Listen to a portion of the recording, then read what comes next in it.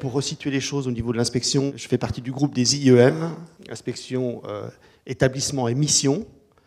L'autre groupe, c'est des inspecteurs pédagogiques. Dans ce groupe des IEM, il y a quatre pôles ou quatre compétences: le fonctionnement des établissements et actions éducatives, la gestion administrative et financière, la formation continue et apprentissage, et enfin les exploitations et ateliers technologiques, groupe dans lequel je fais partie. Alors, exploitation, ateliers technologiques, avec aussi toutes les missions qui s'y rapportent, hein, évidemment, l'expérimentation, le développement, l'animation des territoires. Voilà. Ça, c'est le premier point que je voulais aborder assez rapidement. Ensuite, moi, ce que je voulais faire, c'est le rappel de cette loi de 2005, qui est quand même très important au regard de ce qui nous intéresse sur l'animation et le développement des territoires. Cette loi de 2005 intègre la mission pour les établissements agricoles, la mission de développement, alors qu'elle n'existait pas avant. Et cette loi s'est traduite par une circulaire que je trouve tout aussi importante, hein, la circulaire du 25 mars 2005, qui dit finalement beaucoup de choses. Hein, et je vous invite à la lire parce qu'elle est très précieuse et même elle est ancienne, elle a 20 ans, mais elle est encore d'actualité. Et elle a apporté beaucoup dans l'enseignement agricole, au regard de ce que les établissements agricoles font en termes de développement et d'animation des territoires. Donc peut-être que depuis 2005, les politiques publiques ont évolué, évidemment. Donc peut-être qu'un jour, cette circulaire sera réécrite. Il y avait un projet, effectivement, de le faire à un moment donné, mais c'est vrai que ça pourrait être... Mais elle est toujours très fonctionnelle, et vraiment, je vous invite à la lire parce qu'elle est vraiment intéressante. Donc ça, c'est le premier point que je voulais absolument aborder en introduction.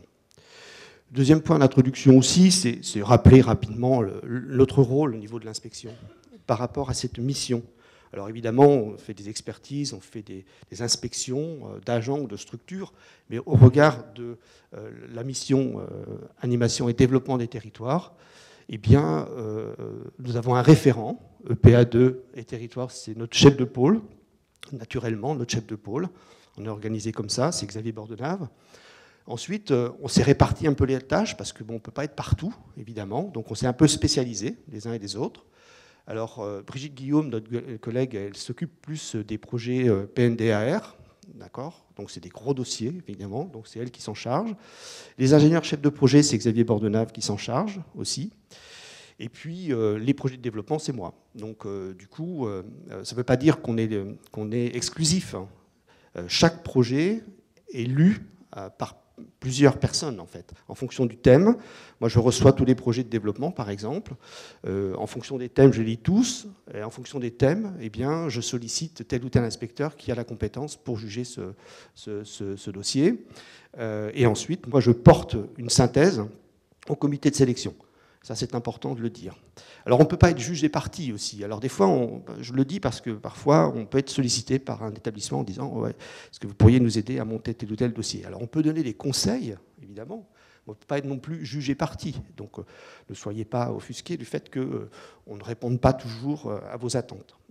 Et ça, c'est important. Ensuite, la mission d'animation et de développement des territoires, on en parle beaucoup lors des APF, les appuis à la prise de fonction. Tous les encadrants, lorsqu'ils occupent un poste pour une première fois, que ce soit un directeur, un adjoint, un directeur de centre ou un directeur d'exploitation, ils bénéficient d'un appui à la prise de fonction. Et cette mission animation et développement des territoires est une partie importante des conseils et d'analyses qu'on peut apporter. Voilà, alors évidemment, il y a plein d'autres sujets, notamment financiers, évidemment, mais la mission d'animation et de développement des territoires prend de plus en plus de place dans ces appuis à la prise de fonction. Tout simplement parce que, effectivement, les lycées agricoles, vous vivez dans des lycées agricoles, font beaucoup de choses sur les territoires. Donc, c'est un point très important. Et puis, depuis 3 ans, 4 ans, il y a l'évaluation des établissements, et le domaine 4, notamment, qui traite des partenariats. Évidemment, on s'intéresse beaucoup à cette mission animation et développement des territoires. Et on creuse un peu volontairement, parce que lorsque certains ont peut-être déjà vécu les évaluations de leur établissement, on travaille à partir d'une auto-évaluation, et parfois ce côté animation des territoires n'est pas toujours bien éclairé, pas toujours bien exposé, alors qu'on sait très bien qu'il se fait plein de choses. Donc on a tendance à creuser pas mal ce domaine 4 pour en savoir un petit peu plus sur l'animation et le développement des territoires. Voilà. Alors, le message que je voulais peut-être faire passer, c'est le suivant, c'est de dire qu'il y a des projets complexes et des projets simples. Il y a tous les projets et il faut tout s'autoriser, ne rien s'interdire. Ça, c'est la première chose. Alors, je pourrais donner quelques exemples. J'ai en tête l'exemple de l'Alpage École de Contamine-sur-Arve, par exemple, qui est un gros projet multipartenarial qui fait appel à des gros financements, qui a mis 2 ou 3 ans, peut-être plus, à être monté avant de fonctionner. Donc c'est un projet très lourd, compliqué à mener. Alors évidemment, il a un impact extraordinaire sur le territoire, évidemment. Et puis vous avez des projets beaucoup plus modestes, mais qui sont tout aussi impactants. Je pense à la sauvegarde du coq de pêche à Neuvic, par exemple. Voilà, c'est un projet avec un partenaire et il n'y a pas de financement. Mais il a un impact aussi tout aussi important sur le territoire. Donc il n'y a pas de bons et de mauvais projets. Il y a des projets et il faut surtout rien s'interdire et saisir les opportunités. Par contre, bien, ils doivent rentrer dans le cadre d'une politique publique, dans le respect des politiques publiques, qu'elles soient nationales, régionales, elles sont importantes aussi, et locales. Je pense à la coopération internationale, par exemple. Vous avez des régions qui ont des actions de coopération internationale ciblées. Donc, voilà, il faut profiter de ces politiques régionales. Et je crois que ça a été un peu évoqué tout à l'heure par M. Demorand, l'idée que la mission animation développement des territoires soit inscrite dans le projet d'établissement me semble absolument indispensable. Alors, ceci dit, c'est pas si simple, j'en suis bien conscient, mais c'est important. Ça a été évoqué, je crois, dans un atelier hier. C'est vrai que si dans le projet stratégique de l'établissement, la mission de développement et d'animation des territoires n'est pas inscrite, clairement, où il n'y a pas une volonté affirmée, c'est un peu plus compliqué. Enfin, ça complique un peu les choses. Ça ne résout pas tout, mais ça complique un peu les choses. Et puis, souvent, les projets d'animation des développements répondent à des besoins croisés entre l'établissement et le territoire. Alors, j'ai envie de donner un exemple. Alors, je voulais aller assez vite, mais j'ai un exemple tellement frappant et très intéressant que j'avais envie de citer. J'ai la chance de le connaître. Et en plus, on a 2 représentants ici de cet établissement, c'est de Coutances. Je vais parler d'un projet de Coutances. Petite histoire qui illustre vraiment ce propos. Je crois que c'est en 2012, quelque chose comme ça, il me semble, 2010-2012. Il y a l'établissement qui a fait un choix stratégique important. C'est de dire, OK, on va vers le développement durable et on va mettre en place des actions de développement durable. On parlait encore de développement durable à l'époque. Et donc, là, vraiment une stratégie forte, un peu en rupture avec le paysage au niveau du département. Très bien. Donc ça s'est traduit par des actions. Alors, passage de l'exploitation agricole en bio, très bien. Au niveau du paysage, gestion différenciée des espaces verts, très bien, avec un label éco-jardin. Et puis, le CFPPA a mis en place des formations, BPREA, CS maraîchage bio, par exemple. Alors la question s'est posée, se dire, on va peut-être mettre un petit atelier maraîchage bio sur l'exploitation comme support pédagogique aux formations. Et puis c'était compliqué. Et puis, par hasard, il y a une commune qui est au bord de la mer, sur la côte, dans la Manche, qui s'appelle Lingreville, qui était un village dans lequel il y avait beaucoup de maraîchers. Et les maraîchers, les uns après les autres, sont partis. Et puis, c'était un village qui voyait toute son activité maraîchère historique disparaître. Donc les élus se sont emparés du sujet, se sont dit, il faut qu'on fasse quelque chose. On fait quelque chose, il faut absolument qu'on réinstalle des maraîchers sur ce territoire. Ils se sont rencontrés, les élus et le lycée agricole, pour monter un espace test, former des porteurs de projets et les installer sur le territoire. Ça a fonctionné. Alors on ne va pas installer tous les ans 3 ou 4 porteurs de projets sur la commune. Donc d'autres porteurs de projets se sont installés ailleurs. Mais cet espace test est devenu un lieu de formation pour le CFPPA. Un petit lieu d'expérimentation, petite expérimentation, qui a pris de l'ampleur et aujourd'hui, qui se traduit par un projet, ingénieur chef de projet et un tiers-temps. Voilà. Donc on est vraiment dans une intégration totale avec des besoins croisés qui répondent aussi vraiment directement à une problématique de territoire, et un établissement qui a voulu aussi développer, qui avait une stratégie aussi et qui a développé les choses. Voilà, j'ai voulu citer cet exemple parce que j'ai la chance de bien le connaître, et donc je trouve qu'il illustre bien cette affirmation. Et puis aussi, pour pouvoir justement mener des projets qui sont impactants sur le territoire, il est essentiel de bien le connaître, ce territoire. Et dans le projet d'établissement,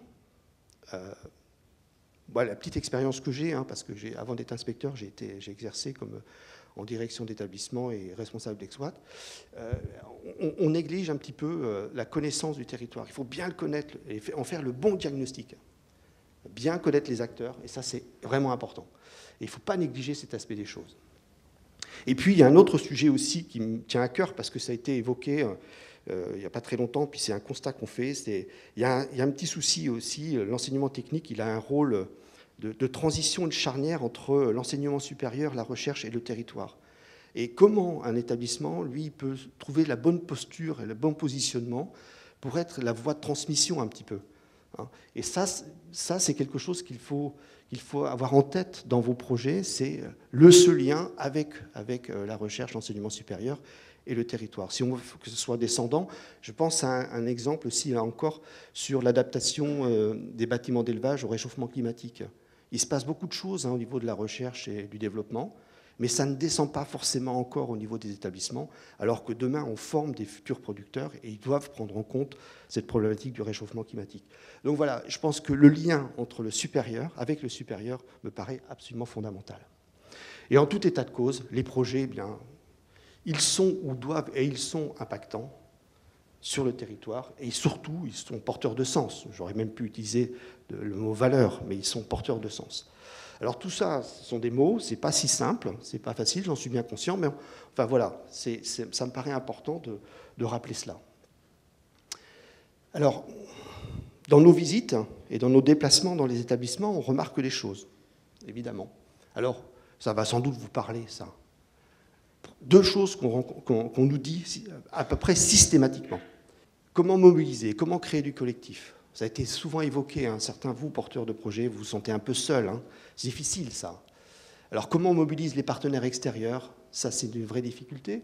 Mais aussi la communauté éducative. J'utilise le terme communauté éducative parce que le développement, l'animation des territoires, c'est pas que l'affaire des enseignants, des formateurs, mais ça peut être aussi celle des salariés de l'exploitation, des agents en région. Enfin, voilà, c'est toute la communauté éducative. Comment on l'entraîne avec nous? Et puis aussi les apprenants. Les apprenants aussi, alors vous n'avez pas trop évoqué cela, mais par des témoignages passés, il y a aussi des difficultés pour mobiliser les apprenants, même des BTS par exemple, autour de certaines problématiques. Et comment on les mobilise? Le public a changé. Vous êtes confronté parfois à des publics un peu difficiles à gérer. Et comment on les mobilise autour de projets? Ça, c'est une vraie difficulté. Alors, je n'ai pas de réponse magique. Ce n'est pas vous seul, porteur de projet, qui pouvez avoir la réponse. C'est une réponse collective qu'il faut rechercher dans l'établissement. Et puis l'autre problème, c'est le financement. Ouah, on n'a pas de financement, on n'a pas de moyens. Bon, moi, ce que je voulais quand même dire, c'est que, ayant exercé depuis longtemps dans l'enseignement agricole, ayant occupé pas mal de postes, j'aurais bien aimé à l'époque, quand j'étais responsable d'exploitation, bénéficier de tous les moyens que propose l'État aujourd'hui. J'aurais été ravi. Des ingénieurs chefs de projet, des référents au PA2, voilà. Et en plus, les projets de développement, à une époque, c'était uniquement une décharge horaire d'enseignants, et maintenant, il y a aussi du financement. Ça permet à des formateurs de CFA, CFPPA aussi d'être porteurs de projets. Donc, en termes de moyens, il y en a quand même. Et puis, il y en a bien d'autres aussi, en allant chercher un petit peu sur le territoire, justement. Donc, je pense quand même que, j'ai cité les briques aussi, je pense qu'en termes de moyens, en allant les chercher, il y en a quand même pas mal. Voilà. Alors, et pour conclure, je crois qu'il faut vraiment inscrire la mission animation développement des territoires dans le projet établissement, ça me paraît absolument indispensable. Et pour ceux qui vont vivre, parce que ceux qui l'ont déjà vu, c'est terminé, mais ceux qui vont vivre l'évaluation de leur établissement, veillez effectivement à ce que cette mission soit bien inscrite.